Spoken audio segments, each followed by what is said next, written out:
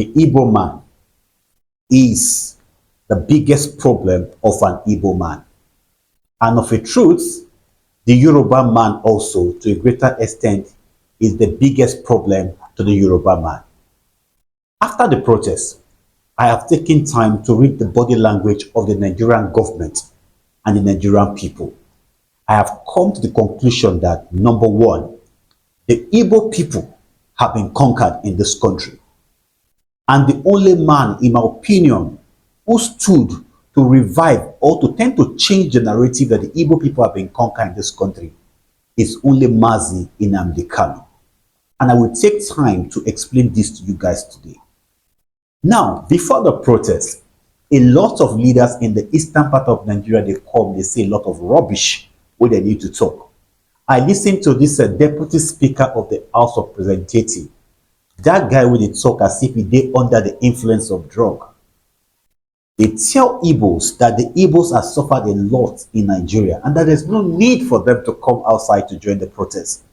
That Igbos should continue to suffer because they are second-class citizens in this country. Not that alone. So guys, before I move further, I want to appeal to you, those of you that have not yet subscribed to my YouTube channel. I beg, make una just click the subscribe button and make una not forget to hit the notification bell.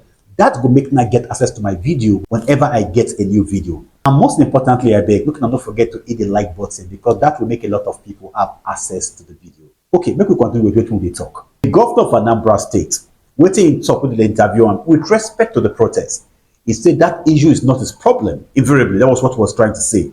That the issue of the protest with regards to Nnamdi Kanu is not his problem. That his problem is his own forthcoming election. How he is going to win the election, that is what should ask me about and not about the protest. But a lot of Nigerians don't understand, say, the Igbo man in general is not the problem of the Igbo man. In truth, the rich and the politicians in the Igbo land are the problem of the Igbo people. In similar vein, in Yoruba land, the same thing also is playing an ugly head. Most of you have eyes, but you cannot see it. I go explain that to now today, make you understand how the rich people, I'm not saying about the rich in terms of wealth, but I'm talking about those in politics who have amassed power to themselves. How do they manipulate the heart of their subjects against those who stand for what is just and fair? Make I can't explain this to you. Una not say Sunday Igbo. Before they come in house, come bust down from house, I will give them a background history. Make una think very well. Those of us who don't get mind to think, where our mode of reasoning they parochial and narrow-minded. Sunday Igbo has been going round to galvanize support from Yoruba leaders across the entire southwest states. And most Yoruba leaders bought into the idea of Yoruba nation. And a note of warning, those of them that think say the agenda of the Yoruba nation say it don't quench down. Now lie. The only thing we make the Yoruba nation agitation quench down small, now be say, now because the Yoruba man dey in state of power. As soon as the Yoruba man leaves the state of power, that same quest, that same agitation again, will still rise again. And that is the truth one I need to get for our mind. Then Sunday Igbo started from Ibadan. Look at the mega rally he had at Ibadan. A lot of people come outside. The governors and a lot of people even supported him. He went from palace to palace, telling them reason, make them see why we need to have our nations because the Hausas and the Fulani, the Janjaweed, are oppressing the Yorubas. A lot of the kings in Yoruba land bought into that idea. He went to Ekiti State and he had a massive support in Ekiti State. The road, the transit driver, Okada riders, all of them, they were in support of the Yoruba nation. He came to Ondo State. May God bless the later Governor Rotimi Akeredolu. He supported the move of Sunday Igbo, though they might not come out in totality to say that we supported him then, but none of them criticized them, and they gave him the needed support each time he's coming to their states to campaign. He went to Kwara State. He had a massive support in Kwara State. In Ogun State, also the same thing. In Osun State, also the same thing, massive support. The kings bought into the idea of Yoruba nation. But when in succeed in the go Lagos State, go do the rally, which is going to be the mother of all rally in Lagos State. The landlord of Lagos, who has an idea of him becoming the president of this nation, ensure say such a rally no hold in Nigeria.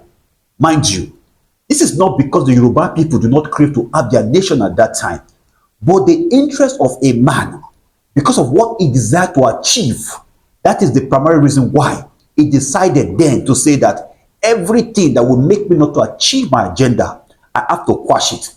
And do you know that he put a date that's on the 1st of a particular month, is it October or September, I don't remember, few days to when he has actually slated that he's going to have his rally in Lagos. That was when they bust his house for Ibadan.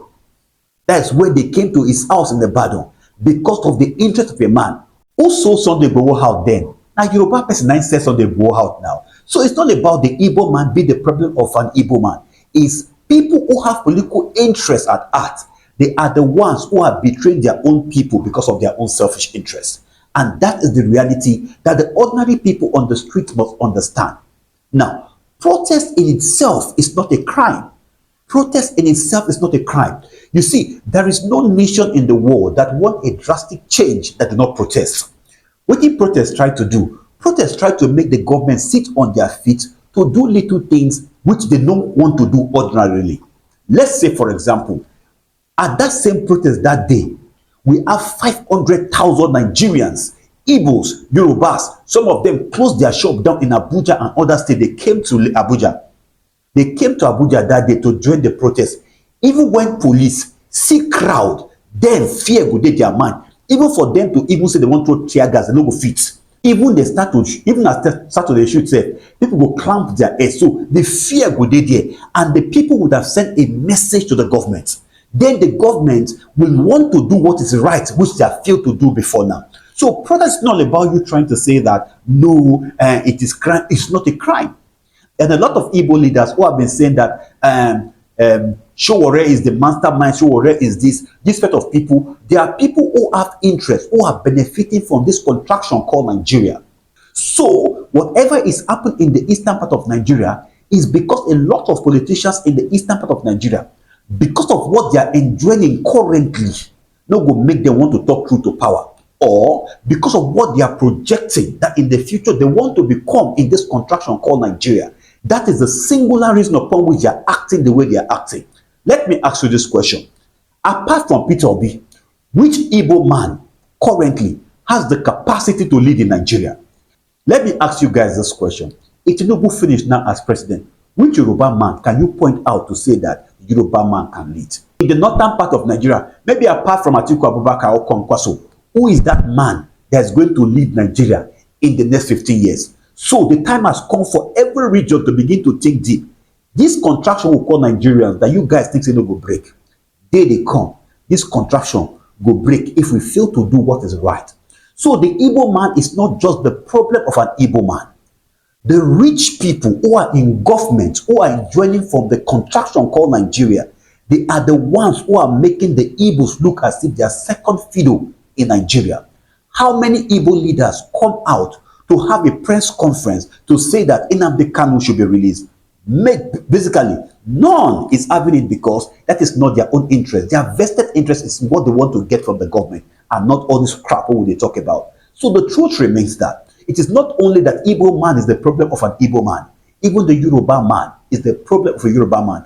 As long as what the people they do for this country align with their own future or their own political career, it is right.